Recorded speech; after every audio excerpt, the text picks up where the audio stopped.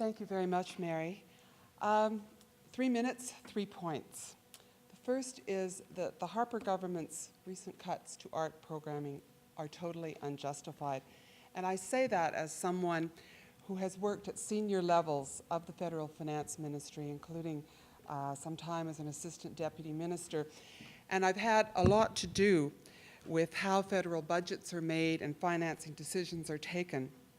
And there's simply no way that this action is a matter of budgeting, as Stephen Harper claims.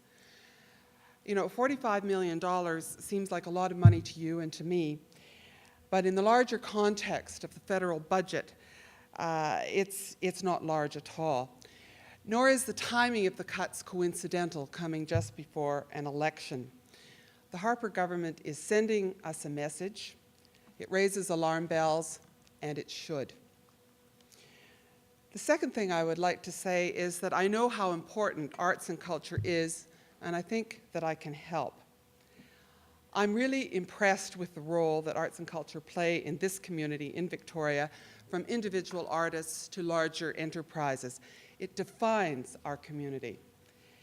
And as a member of Canada's Foreign Service, I also saw when I was abroad how our arts and culture programming works in defining Canadian identity.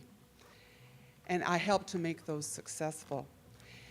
I'm also someone who worked with the Conference Board of Canada, and I understand the value of arts and culture to our economy. I think some of you may be familiar with a recent study that was put out by the Conference Board that estimated that the total economic footprint of the culture, in our society is approximately 7.4% of GDP. That's huge. It's also more about, not only about GDP, but it's also about innovation and about creativity. And we need to foster those in our society. The bottom line is that an intelligent government is one that invests in arts and culture, in building a healthy and sustainable arts and culture sector, not one that cuts. I see I'm running out of time, so I will simply say that the Liberal Party, as you may know, has recently, in the last couple of days, put out its platform on arts and culture, which involves substantial investment in the sector to the tune of $530 million, doubling the budget of the Canada Council, reversal of the Conservative cuts, and I think I'm out of time, so I will finish this later.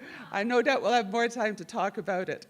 I would just say one thing. I just noticed a small typo in this piece of paper that was being handed out, so those of you who have it, if you wouldn't mind just getting in touch with me before you leave, I'll just fix it for you. These things happen in political campaigns. Thanks.